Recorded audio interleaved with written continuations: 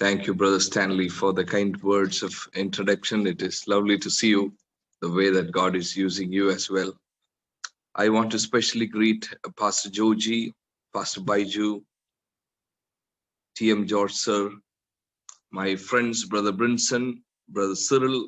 It is lovely to be with you today. And I am very happy to see the way God is using our youths there. These days, we see a disinterest all across the world, especially from youths when it comes to church, when it comes to spiritual things. But I'm very, very happy to see that God is raising up a generation there who loves the Lord. I want us to turn our attention to John's Gospel, chapter 1, verse 38 and 39. If you would turn with me to John's Gospel, chapter 1, verse 38 and 39. Let me read those verses for you. Turning around, Jesus saw them and following and asked. Turning around, Jesus saw them following and asked, "What do you want?" They said. "Rabbi, where are you staying?" "Come," he replied, "and you will see." So they went and saw where he was staying, and they spent that day with him. It was about 4 in the afternoon. Friends, I don't know whether you have realized, as I just said, we see many, not just with youths, many believers, let me say that, many believers struggling to keep a fervent love, interest towards spiritual things these days. I've received call from many parents in the past. Please talk to our son, please talk to our daughter. There's something wrong there. She is no more interested with prayer, with reading Bible, with joining in Zoom. We see a coldness, we see a disinterest. There is something called spiritual boredom. Just like if you are a person who is forced to read for long hours, let's say you are at the verge of an exam and you have the book, your physics book with you, you are reading.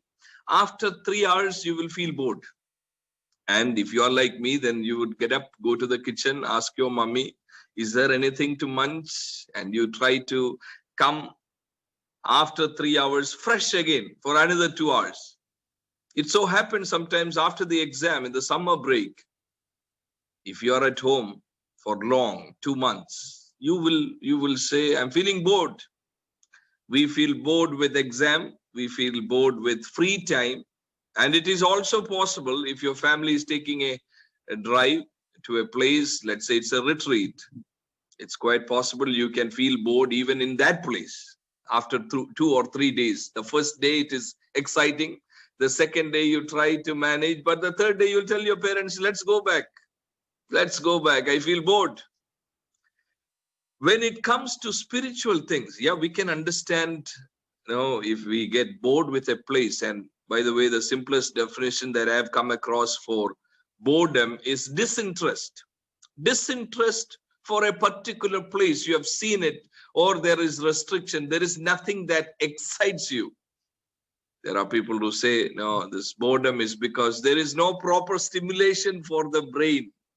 You have seen that place and there is nothing new. And if we are saying, I am bored with this place, yes, we can understand.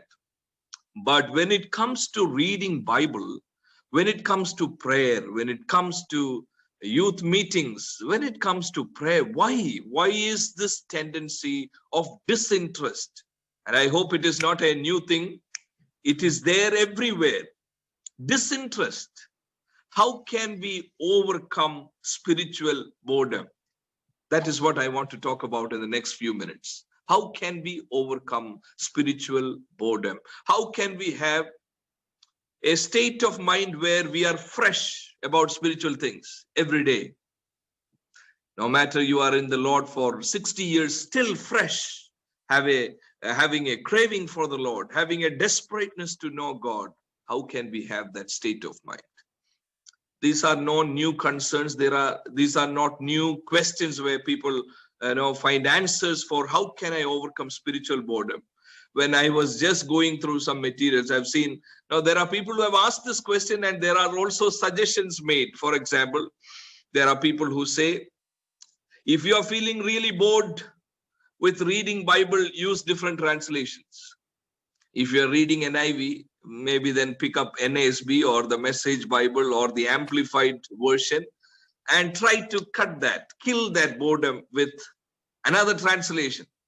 Also, there are people who say, yeah, if you are really bored of praying and reading Bible, find a spiritual friend.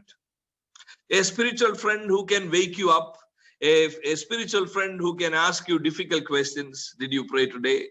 No, how is it? Your thoughts, the way you use your mobile, how is it?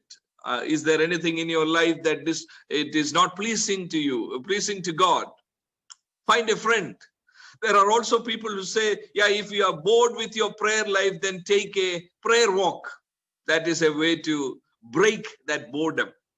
Take a prayer walk. But I was thinking about this in the last couple of days. All of us have felt at some point the disinterest for prayer or for reading Bible. And is this the way to overcome? Find a new translation or walk and pray for some time or listen to music for some time. I don't feel like praying, so let me listen to music. The simple question is, if you are a person, if you're interested to pursue your career in the medical field, imagine you are getting an appointment with Dr. Fauci. 10 minutes. He is seated in front of you. Can you imagine you after 6 or 7 minutes, you scratching your head and looking here and there? I really feel bored with this. Will you ever do that? If you know who that person is, if you know who you are and your dreams, the chances are, I want to somehow extend that 10 minutes to get 5 more minutes of Dr. Fauci. Or let's say if you are interested in cricket and Virat Kohli, if you're following the news, you know how much impact he made with youngsters in India. You want to be a cricketer and you are getting 30 minutes net session with Virat Kohli. Nobody is there. You and Virat Kohli. Virat Kohli is training you. Can you imagine yourself after 20 minutes? You're totally distracted. You're looking here and there. Yes, I'm done. I'm not interested. That simply means we haven't understood who the other person is. We are confused about whether we want to continue our career in this profession. But when it comes to spiritual things, why are we getting bored? We cannot pray for even 10 minutes or 15 minutes. We cannot even read one chapter. What could be the reason? Now, in the very first pages of this gospel, I've just read to you, John's Gospel 1:38 and 39. I want you to open your Bible and see something very interesting there that happens in this page. And this captures to us what is the essence of discipleship, how we can have a live relationship with Jesus to overcome the disinterest that might creep in at any stage of our lives. If you look at this chapter 1, 35 to 42, you see it as one block. And verse 43 to 51, you see a second block.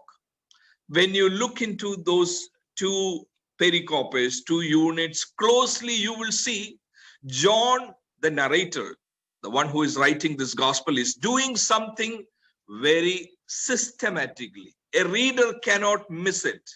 These are not just informations which are just thrown out there. Yeah, something happened like this day, something happened like this. No, it is not like that. There is a clear structure here.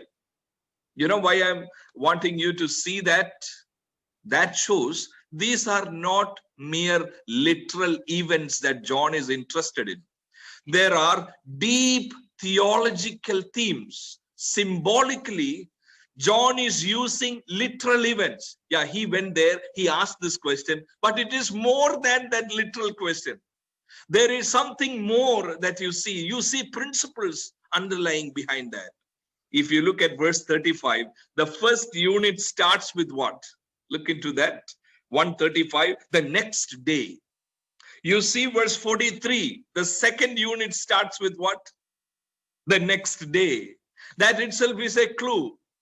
Both the units starts with the next day, meaning these are similar accounts. And in verse 37, in the first unit, you see that word followed Jesus. And when you look at verse 43, follow me. This is not coincidence to see. Two units are there, one after the other. You see same words. Next day. Follow, follow. And you see verse 41, in the first unit, Andrew finds Peter. In the second unit, in verse 45, Philip finds Nathanael. So these are not forced connection. It is all there. Somebody finding another person in the first unit. Second unit also, somebody finding another person. And if you're not convinced yet of the connections here in both these units, you may look at that verse 39. Come and you will see. That expression, come and you will see. The same expression you will see in verse 46 also. Come and see. Bible is not a boring book. It's a very interesting book. When you see these connections and when you read Bible with that posture of learning as a disciple, Bible has so much to offer. It is not just for the sake of it in the morning or in the night. We read one chapter and forget that chapter in 2 hours. We don't know what we read. It's not like that. Spiritual disciplines are not supposed to be creeping down into mere rituals, mere lip services, mere external something which we feel bored after some time. These are interesting things. And with these 2 units, I want us to closely look at that first unit with a lot of similarity in both the accounts. Let us zoom into the first unit where 2 disciples. Who are these disciples? One is Andrew. The second one is most probably the one who is writing this gospel, John himself. In verse 37, when the 2 disciples heard him saying this, they followed Jesus. So that hint there, follow. This is discipleship. They are coming to Jesus, just like us who are in the Zoom meeting today, who profess to be Christians, followers of Jesus. We tell the world, yeah, I am a follower of Jesus. These 2 disciples are like that. They followed Jesus. But you know, the first words that proceed from the mouth of Jesus in this gospel is very, very important. To check our spiritual boredom, this is very important, this question. John's gospel, among the 4 gospels, is known for the theological richness. And this is the first words that proceed from Jesus. See that in the form of a question. When he saw these 2 disciples following, Jesus turned around. The expression there, turned around, has the sense of he looked at them intentionally. He keep on looking at them. That is the sense there. 2 disciples, Andrew and John, they are doing a good thing. They are following Jesus, but Jesus is turning around in the sense he is looking at them. And there is a question there. What do you want? What do you want? I want to repeat this question today before all of you. What do you want from Jesus? You know, most of the people that we see these days, they come to Jesus. What they want is a better prospect in life. Want to crack entrance exams. Want to get a job. Want to have promotion. Want to buy a sports car. Want to have something in this world. But let me tell you, my dear friends, we will feel that this is a boring affair if we come to Jesus with the wrong reason. Very soon we will realize Jesus is not doing what I am expecting, what I am hoping for. To have a good career, you don't need Jesus. To make money, you don't need Jesus. It might be shocking for some of us, but it is true. We don't need Jesus to become rich. We don't need Jesus to buy a car or to live in a big house. We don't need Jesus. See around, look around. When I look around, in India, the richest man in India is not a Pentecostal believer. He knows how to sell his products in the market. That's it. Why we come to Jesus is very important. In fact, that is the starting point of discipleship. When we answer that question correctly, then there is no place for spiritual boredom. There is no space for, I feel bored today to pray. I feel bored today to read Bible. No, no, no. Sometimes we feel bored because we come to the wrong person with wrong question. We think, yeah, it is Jesus who gives me this and that. But most probably we have created a Jesus in our own imagination. This is a domesticated Jesus. We call him Jesus, Jesus, but this is not the Jesus that scripture presents. As in 2 Corinthians chapter 11, verse 4, there is another Jesus. Popularly in Christendom today, there is another Jesus whom people and popular pastors have created, something like a miracle worker, a magician. But the real Jesus, the first words that proceeds from his mouth, what do you want? What do you want? Why you are coming to me? And see, look at that. After this first, I want you to remember this. What do you want? Answering that is of significance, is of great importance to overcome spiritual boredom. And look at these disciples. They said, Rabbi, where are you staying? This is model for discipleship. This is not just literal events. These are principles. We, you and I, we need to go to Jesus with this in our mind. Staying. You know what is the root word there? In English, we say, where are you staying? But the literal actual translation of that is, we want to remain with you. Remain is the word there.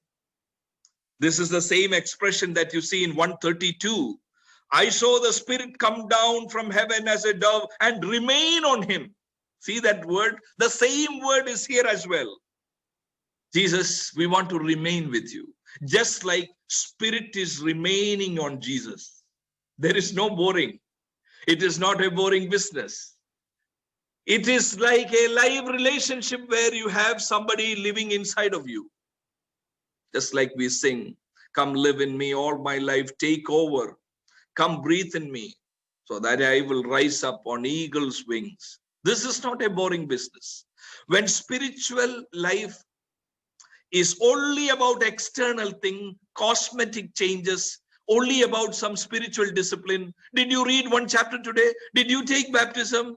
Do you speak in tongues? If it is the only questions that we ask, for sure, we will end up being bored about this.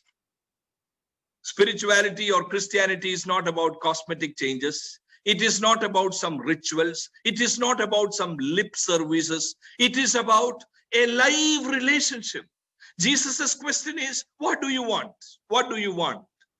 The disciples' question is, where are you staying?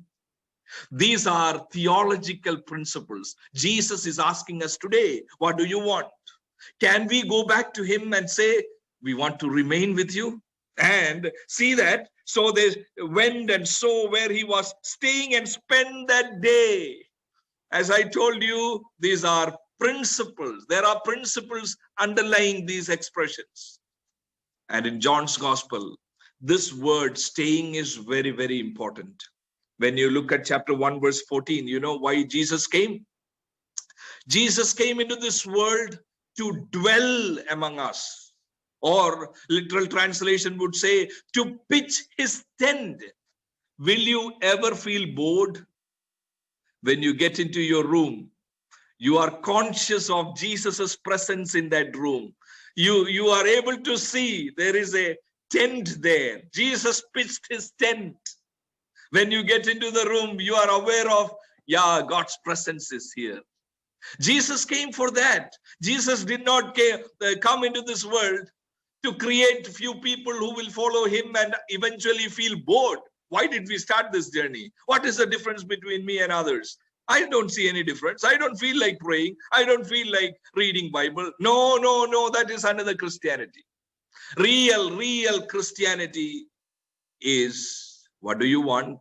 Where are you staying? It's not a boring business. Jesus came to pitch his tent And when you look at chapter 4, interestingly, there is a story of Samaritan woman, somebody with a bad past. She comes to draw water when nobody else comes. And she is struggling with the identity of this person, Jesus. At first, she addresses Jesus, "Sir, sir." Then she said, "I think you are a prophet." And you know, to cut the long story short, what happens? She gets very excited.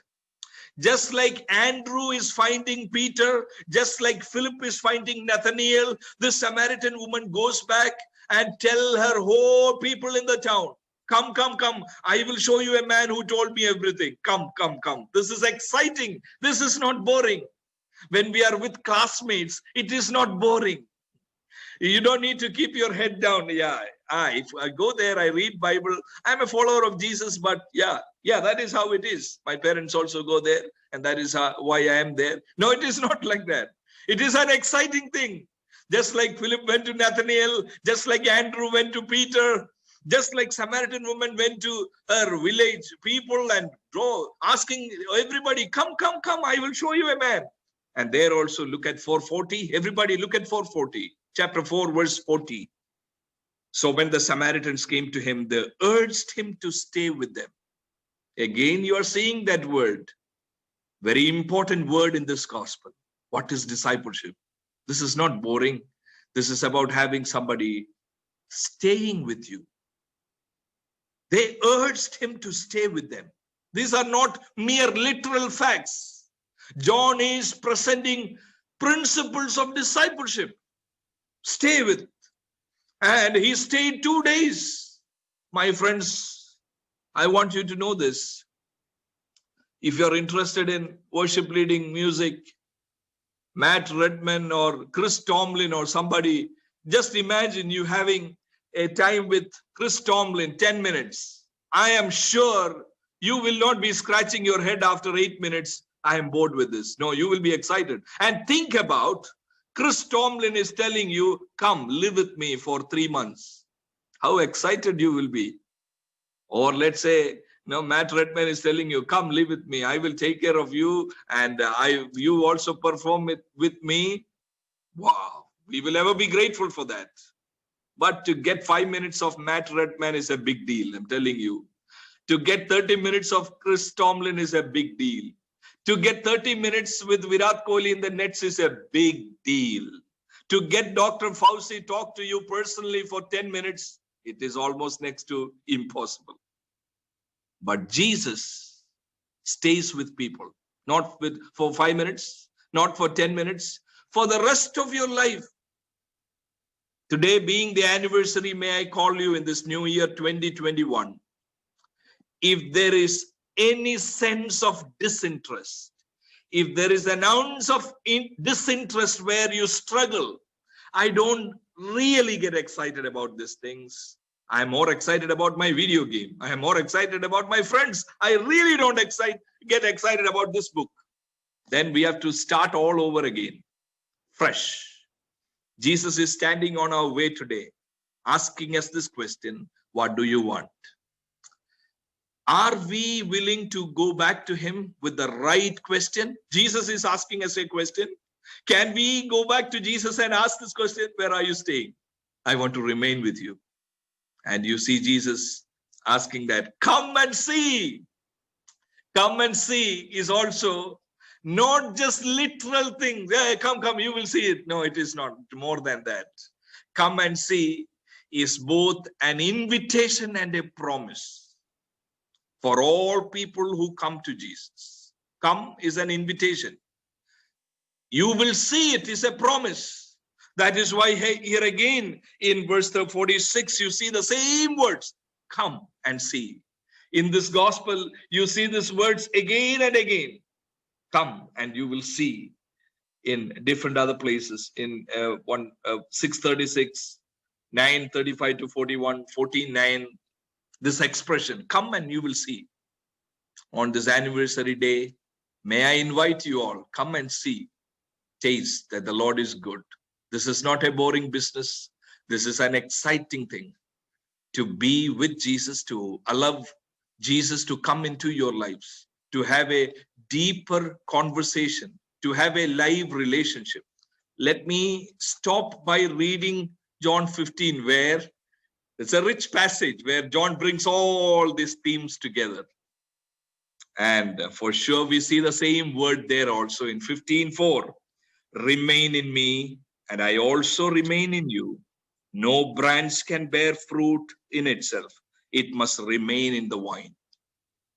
This is the word in chapter 1, verse 39. Where are you staying? Where are you remaining? John is bringing it all together in chapter 15. Accepting Jesus into our lives is like wine and branches. There is no boring there. Branch is never going to feel it's a boring affair to open the books, to read.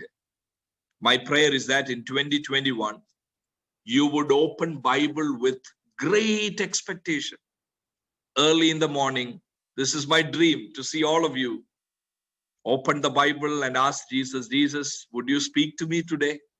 It doesn't matter where I don't complete one chapter. That is not the thing. Chapter or verse numbers, that is not the thing. If I read only one verse, it is fine. But I want you to speak to me. I'm really hoping that you would go on your bended knees, look to Jesus. Jesus, I want to commune with you.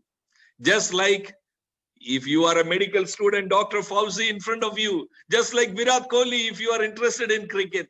Just like Matt Redman, if you're interested in music. You go to Jesus every day. I'm excited to learn from you. And the results of that, 3 results when you stay with Jesus. With that, I'll close. In 8:31, you will hold on to his teachings. Hold on to the teachings of Jesus. There also you will see that word. You will remain in the teaching. Staying with Jesus meaning remaining in Jesus's teaching. In chapter 14, verse 10, there is a second result of staying with Jesus. Not only remaining in his teaching. In 14:10 it says, don't you believe that I am in the Father and the Father is in me? I remain in the Father, Father remaining in me. The words I say to you, I do not speak on my own authority. You know what is the principle that you see in 14:10? If you are staying with Jesus, Jesus is saying, Father is in me, I am in the Father. We remain. So my words are not my words. The same thing will happen with us. If we are remaining with Jesus, then we will have a tight rein on our mouth. Words will control our words.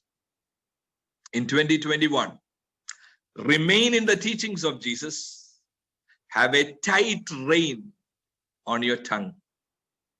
May you be different from others, your friends, your colleagues, your classmates.